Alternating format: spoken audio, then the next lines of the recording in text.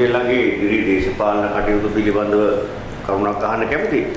කොහොමද සමගි ජන බලවේගය එක්සත් ජාතික පක්ෂය මේ සම්බන්ධව එකතු වීම සම්බන්ධව කොහොමද අනාගත තත්ත්වයේ සාකච්ඡාවල කොහොමද කවුද මේකේ නායකත්වය දරන්නේ? ඔව් ඉතින් දැන් විශේෂයෙන් මම නියෝජනය කරන මහනුවර දිස්ත්‍රික්කයේ සියලු දෙනාම ඒ කියන්නේ සමගි ජන බලවේගයත් ඒ වගේම එක්සත් ජාතික පක්ෂයත් කැමැත්තෙන් ඉන්නේ මේ එකතුව සම්බන්ධයෙන්. ඉතින් අපි විශේෂයෙන්ම අපේ ගරු නායකතුමා සජිත් ප්‍රේමදාස මැතිතුමාගේ නායකත්වයේ යටතේ තමයි මේ එකතු වීම සිදුවේ යුත්තේ. අපි දැක්කා දෙසැම්බර් මාසයේ එතුමා විශේෂයෙන් එක්සත් ජාතික පක්ෂයේ ජ්‍යෙෂ්ඨ සමාජිකයන් කිහිප දෙනෙක් එක්ක සාකච්ඡාවක් තිබුණා. ඉතින් ඒ සාකච්ඡා දිගටම සාර්ථකව සිදු වෙනවා කියලා තමයි මට කියන්න තියෙන්නේ. විශේෂයෙන්ම බිම් මට්ටමේ මෙන්ම දේශපාලඥයන් වශයෙන්ුත් අපි සියලු දෙනාම ඒ සම්බන්ධයෙන් කැමැත්ත ප්‍රකාශ කරලා තියෙනවා.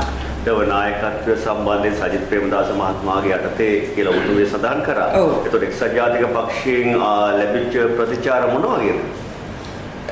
නායකත්වය සම්බන්ධව. ඔව් ඉතින් මම හිතන්නේ විශේෂයෙන්ම ගත්තොත් දැන් සමගි ජන බලවේගයට තමයි ජනවරමක් තියෙන්නේ. දැන් පාර්ලිමේන්තුව ගත්තත් අපිට තමයි විපක්ෂයක් වශයෙන් වැඩිම മന്ത്രി ධූර සංඛ්‍යාවක් තියෙන්නේ. ඒ වගේම බිම් මට්ටම ගත්තත් සමගි ජන බලවේගය ඇතුළු අපේ ගරු නායකතුමාට තමයි සාමාන්‍යයෙන් ජනවරමක් තියෙන්නේ. ඉතින් අනිවාර්යයෙන්ම අපේ ගරු නායකතුමා තමයි නායකත්වය දරන්න ඕනේ.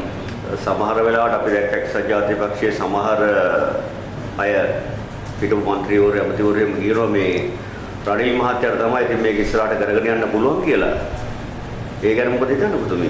නෑ ඉතින් හිටපු ජනාධිපතිතුමා හොඳ වැඩක් කරා. මම හිතන්නේ ඒ කියන්නේ එතුමා ජනාධිපති ධූරය කාලේ මේ රට යම් කිසි දුරකට ඒ කියන්නේ රට ගොඩනැගීම සඳහා එතුමා විශාල කාර්යභාරයක් කළා. මම හිතන්නේ ඒක අපි සියලු දෙනාම එකඟ වෙන කරුණක්. අපේ විපක්ෂ නායකතුමා ඇතුළු අපි සියලු දෙනාම ඒකට එකඟ වෙන කරුණක්. නමුත් එතුමා මම හිතන්නේ කීප වතාවක ප්‍රකාශ කරා එතුමා දැන් දේශපාලනයෙන් යම් කිසි දුරකට වීමට බලාපොරොත්තු වෙනවා කියලා.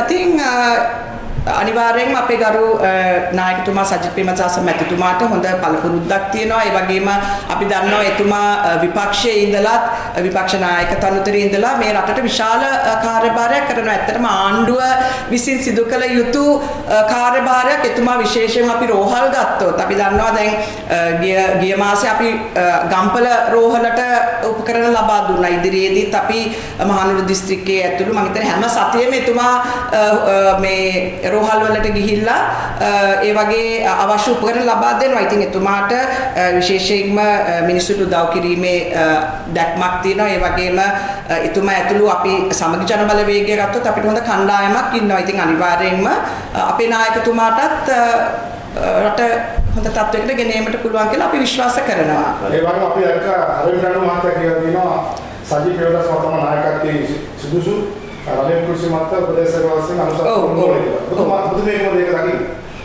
ඔව් ඉතින් මේ හරින් ප්‍රනාන්දු එතුමත් එක්සත් ජාතික පක්ෂයේ තනතුරක් දරන කෙනෙක් හැටියට අපි විශ්වාස කරනවා ඒක පක්ෂයේ මතය කියලා.